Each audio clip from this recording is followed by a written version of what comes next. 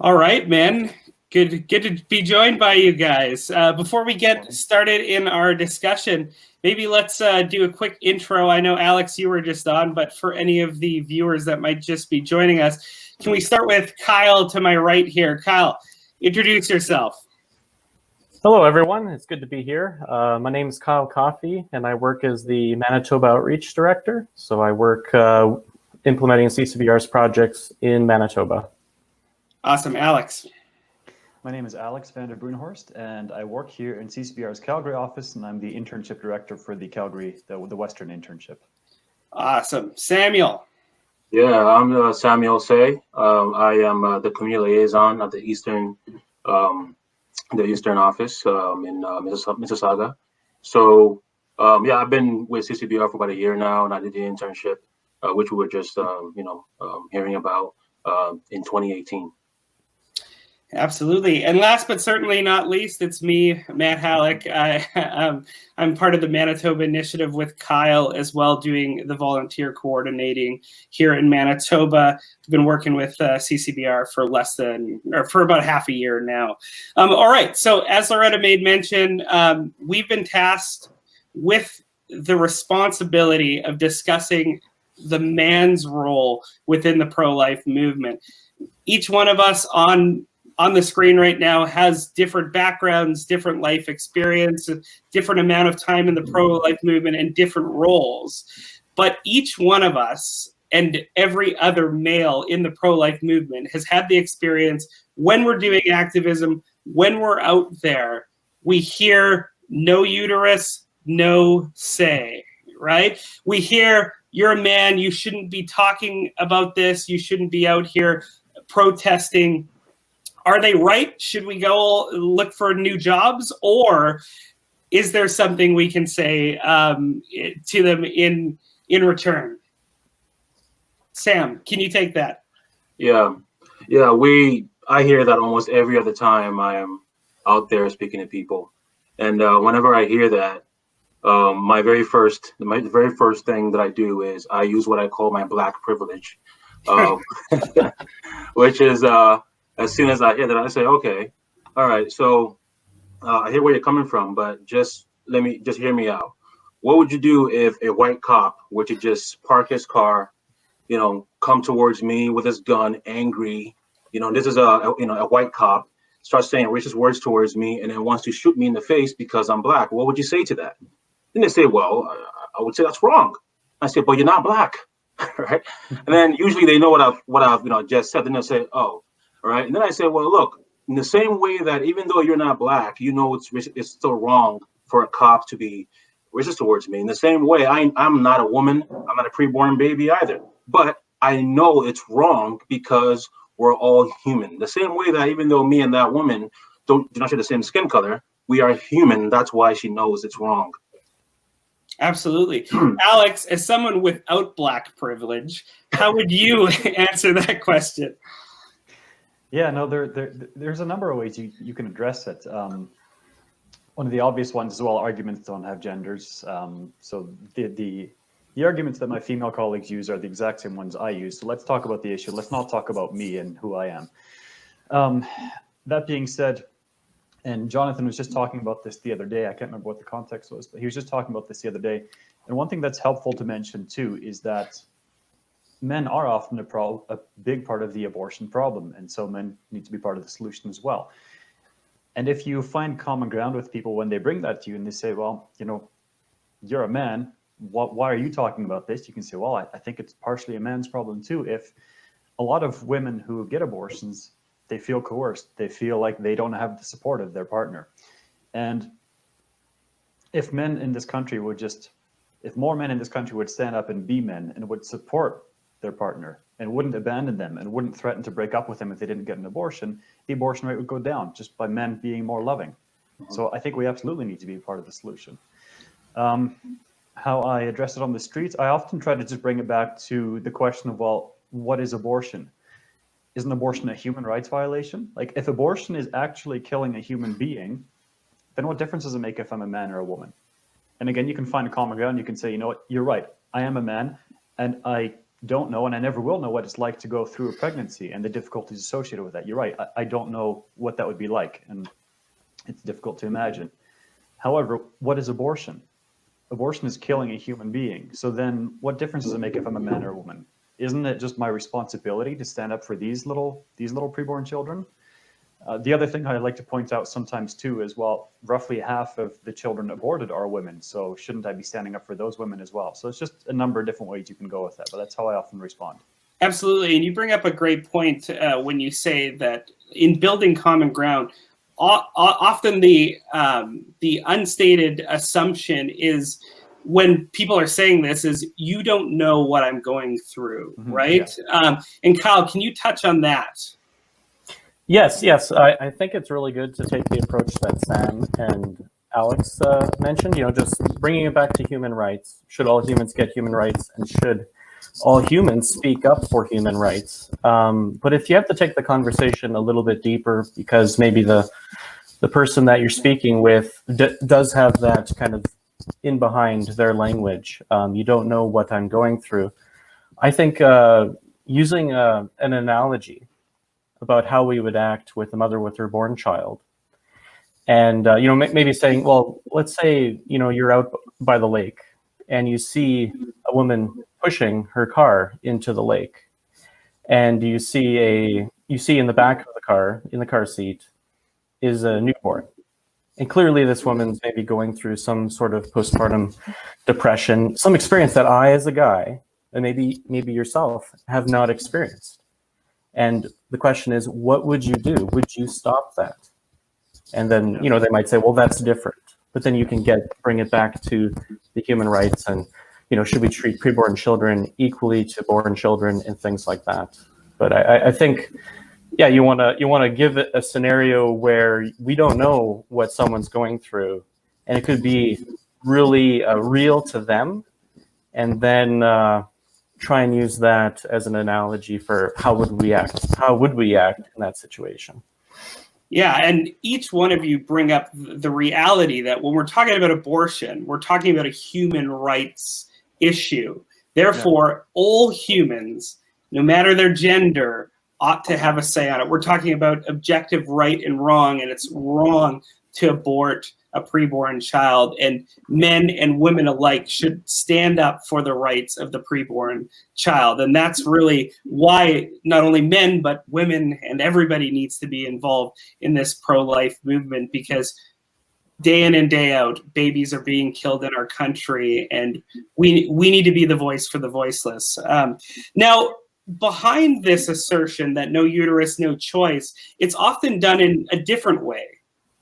When we're out there talking to men, it's often used as an excuse for them not to engage in the debate, for them not to get involved, for them to not have a position on this difficult issue. So maybe let's speak to this. How do men actually get away with being irresponsible by this position that no uterus, no say? Sam, can you speak to that? Yeah, I think that is unfortunately part of the problem, right? As Jonathan says a lot too, that every group of people, when it concerns abortion, tends to say, well, it's not my role. It's this other person's job. It's not my job. It's the other person's job.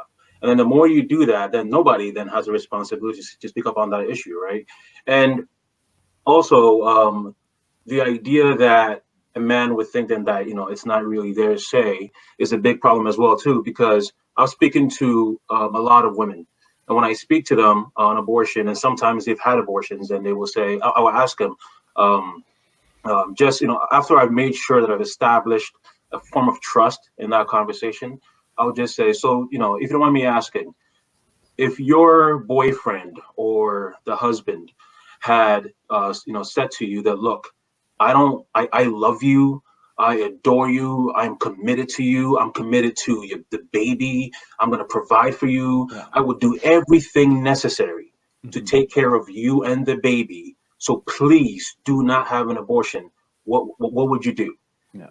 And the vast majority of them, even though many of them are still pro-choice or pro-abortion, they say if they would have that sense of security from the man, they wouldn't get an abortion, right? So a lot of times men sometimes think that women get abortions just because they want to, and it's the woman's choice. But oftentimes women make that choice because they feel as if they have no other choice, that the man is not making the choice to commit to them and the preborn baby. Yeah, if I can just jump in on that, when we're doing choice chain, when we're reaching especially high school students, often you hear teenage girls say, yeah, but like I couldn't raise the child on myself, like on my own. It's as if they're assuming, it seems to be just a common assumption that the guy's going to abandon them. Like it seems like a really common thing when you talk to them. It's almost a foregone conclusion that they're going to have to raise this child on their own. And so, yeah, again, clearly, like you guys have both touched on, men are part of the problem. We need to be part of the solution as well. Mm-hmm. Yeah, and Sam, you made mention of, just think how much the abortion rate in Canada and across the world would be diminished if men took responsibility and cared for not only the women who find themselves in those pregnancies, but the children who are a result of that pregnancy. And that is really brings us to the big question: what are men's roles in the pro-life movement? Because we don't have to be pro-life activists to get involved in the pro-life movement. So Kyle, can you talk a little bit about how men can get activated no matter what role they want to take in the pro-life movement? Yeah, no, great question, Maddie. I think the first thing is that men have to be a good example, because we don't have a lot of good examples of good masculinity in our culture. Whether it's through fear or not being mentored properly, what have you. So I think the first thing is just being that role model for men. And then beyond that, I think their role, like within the official pro-life movement, whether it be as an activist or a speaker or what have you, I think is pretty much the same. Like if they've got the tools and the desire, and I hope that we all have the desire to save babies, that there is a role for them in the movement. Yeah. Absolutely. But being that good example is something that everybody can do and strive to be, not just for people to observe, but also so that we're not creating extra woundedness in our culture through destroying the relationships that we have around us. Mm-hmm. Real men save babies. Exactly.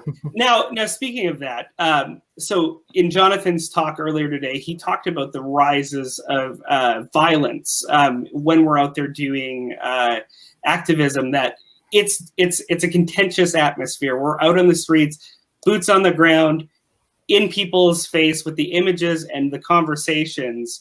What role do men play in the pro-life team in being there for support, especially in contentious areas, Sam? Yeah, I think it was you that mentioned that real men save babies. That's true, but also real men protect women as well, right? So when we are out there, I've just seen it. A lot of my female colleagues have told me that they always feel much more safe when I'm around, right?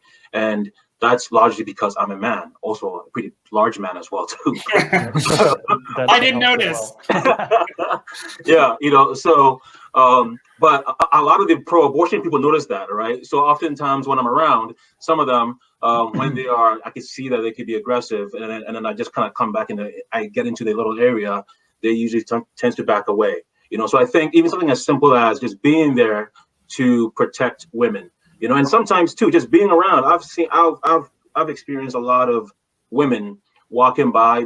I'm assuming they're pro-life, and they will come to me and say, you know what, thank you so much that you being a man, that you are out here talking about this issue. I think it's very encouraging to not just the actively pro-life activists, but also the pro-life people who sometimes just don't see a good example of men being involved in the pro-life movement.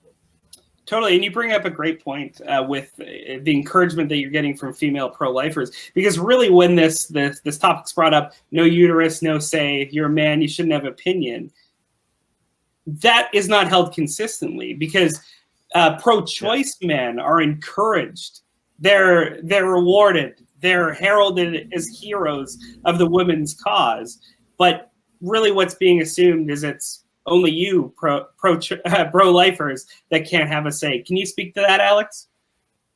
Yeah, and that's something I was thinking about when you were asking about that earlier, talking about how men can't have a say and how we often hear that on the streets, but it seems rather disingenuous because it seems that's only ever aimed at pro-life men. And if there's a man who's pro-abortion, they welcome him into their into their little ring of protesters, and he's allowed to yell his pro-abortion stance just as loud as everybody else. But if this is only a woman's issue, then why is he speaking to it at all, right? So I just find it rather disingenuous, and that's why, yeah, we obviously need to address the issue of the role of men in the pro-life movement, and can men stand up for this as well? But we obviously need to address that. But to be honest, I think the whole question is a little bit silly because it's a human rights issue. Children are being killed. It doesn't make a difference if you're a man or a woman. If you're a person, you have a responsibility to stand up for these babies who are being killed. I recognize not everybody can be doing activism, but there's of course other ways to support us. Like we're doing this live stream today, hoping that people will be willing to partner with us financially. But this whole thing, men versus women, like, it's a human rights issue. They're little boys and little girls that are being killed. So we all need to stand up. So I know that's not a direct answer, but, and like I said, we need to address the whole men in the pro-life movement, but I kind of think it's almost a bit of a silly question because we all have a responsibility. Oh, absolutely. And I mean, Jonathan does a brilliant job in seeing is believing, at really showing how all these social reforms, almost all of them, need the vast majority of people who are not necessarily directly affected by these social ills to stand up and give a voice for those who are marginalized in our society. And what would our world look like if people didn't do that? If people didn't step up for people who were being marginalized in our society? And this is an issue that, you know, is obviously at the forefront of our culture.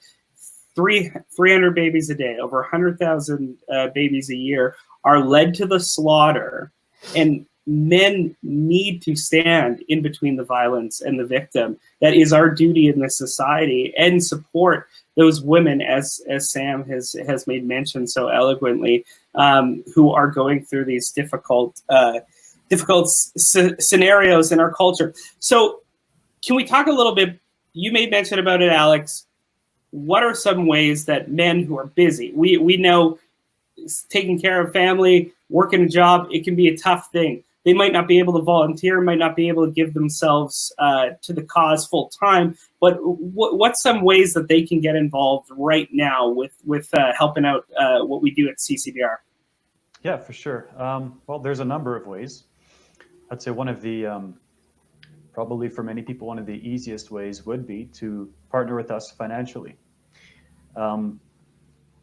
When people, like, the work that we do is enabled by those who partner with us financially. We wouldn't be able to do what we do if there wasn't this army of people behind the scenes supporting us, right? So if you already have a family, if you already have a career, and that doesn't allow you to make the switch to doing pro-life work full-time or even part-time, that's one great way that you can support us. You can also just reach out to us and see if you're available to take one of our online training courses that we are currently offering to enable you to have the tools that you need to engage people in your life, because we all have our own spheres of influence, right? Like you work in a mechanic shop, you work in an office, high school teacher, wherever it is that you work, you have colleagues, you have people that you hang out with, and not everybody's going to be pro-life. So if you get in touch with us, we can provide you training so that you can make that difference. And if everybody does that, if everybody who has pro-life convictions actually makes a real effort to talk to people when the opportunity comes up, we can change a lot of people's minds that way. So that's one way. I would say another thing is, don't write off the idea of switching jobs or switching careers. Don't write off that idea too quickly. I worked full-time as a mechanic for 8 years before I made the move to join the pro-life movement. Now that's a bit of a long story, so we don't have time to go into all of that here, but it's really not unthinkable to switch careers. Like, this is a huge deal. There are actual children being killed. There's little boys and little girls being killed. If you're in a position where you can make that switch, it's worth considering. It's really worth considering. Like, this is, even as pro-lifers, I think we often lose sight of how awful this really is. Like, it's just, it blows your mind. Like 250 to 300 children each day. Like, if you stop and try to visualize how many children that is being killed, that is a huge deal. Like, it's just, you can't even wrap your mind around that, right? So if you stop and think of how big the problem is, I don't think it's out of the question to sometimes do a job change or a career change if you're in a position where that's possible. And I recognize for a lot of people that's not possible, but there will be at least some percentage of people who are in a position where they could make that switch. And so consider it, because we need more people helping us fight for children, because these are actual little boys and little girls that are being killed, and it's such a huge deal. Can I add one more thing to that? Yeah, Absolutely. Yeah, I've been noticing that especially a lot of men, and especially a lot of Christian men, naturally desire to be leaders in society. And I think just naturally, we tend to think sometimes that can only be done from the pulpit, right? And I've come to know a lot of young men who, because of just a natural passion, just to teach, to change the culture, they sometimes think the only way to do that is to become pastors or professors or teachers. And also, look, I'm a blogger, you are a podcaster, Maddie. So I think a lot of Christian men, or a lot of men, just have a natural inclination to lead. But we often ignore the biggest issue right now that needs a lot of leaders, especially just men. And I think that a lot of young men who are considering becoming leaders in some sort in the future should really consider joining the pro-life movement, because their voices are extremely needed. Absolutely. And I mean, I really appreciate those comments, because it speaks to the gravity of the issue. Babies are dying. Yeah. And like I mentioned, we were talking about the internship. I was talking about the internship with Peter earlier, and we have the tools. We know how to, like, these children are being killed, but we know how to save them. We know how to save them because we see people changing their minds, changing their actions. We see people choosing life. We just need more people doing it. So yeah, join the pro-life movement. Yeah, and when we say that, financial support, it's Giving Tuesday now. You are a part of the pro-life movement if you give to our cause. You're out there with us, because we know not everybody can do it, but we do need more men in the cause, on the front lines, helping out in the movement. Now we have a couple of questions coming in. There's one from Tash Badio. I'm sorry, I probably brutalized your name there. It says, how do you support women who don't have the man support in their life?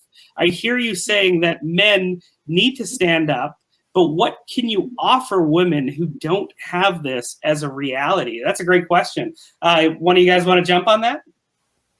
Yeah, sure. I can take that question. Yeah. Awesome. And then if I miss something, Alex, feel free to build on it. Totally. But yeah, it's a sad reality that there are many women who don't have the man's support in her life. And so for those people that we meet out on the street, I think it's a matter of connecting with them where they are, helping them navigate their situation, and placing them, putting them in touch with the local crisis pregnancy care center. I think that's the best way. Those people are experts in what they do, in not just supporting women psychologically or materially through a pregnancy, but in the early years of childhood as well. And I think that's going to be the main way. I don't know if I've missed anything there, Alex, or what do you think? No, I don't really think so. It's obviously, Tash, it's obviously a broad question, and it depends on the circumstance in which we run into a woman who's in a situation like that. But yeah, there obviously aren't always going to be easy answers for some of these really tough situations. And so I think the main thing that we would do is what Kyle said, is try to put these women, if they reach out to us, try to put them in touch with people who can help them get on their feet, with people who can help them give some of the support that they need, with people who can enable these women to make the choices that they need to make. So that's one of the main ways, I think. Mm-hmm. And that gets to an important distinction that we make, and that's our role as CCBR within the broader pro-life movement as well, is we are an educational organization. That is our main focus. That is our main goal. We work closely with people in the other branches, the other arms of the pro-life movement, which is the political arm, and then also the pastoral arm. And that's something that we work closely with the pastoral arm in doing, is once people have told us that they need help, that they need care, we then put them on to the appropriate resources in our cities, wherever we might be located, with people that can help them. We work very closely with some wonderful organizations. Choice for Two comes to my head, and they do amazing work. And they have a database across Canada of people who can help you out in your situation right away. And as you can see at the bottom of our screen, we are joined by another man with a terrific beard, and that's Cam Cote, the Western Outreach Director from Calgary. Cam, before we sign off on this talk, maybe you can speak to the issue of men's roles in the pro-life movement really quickly.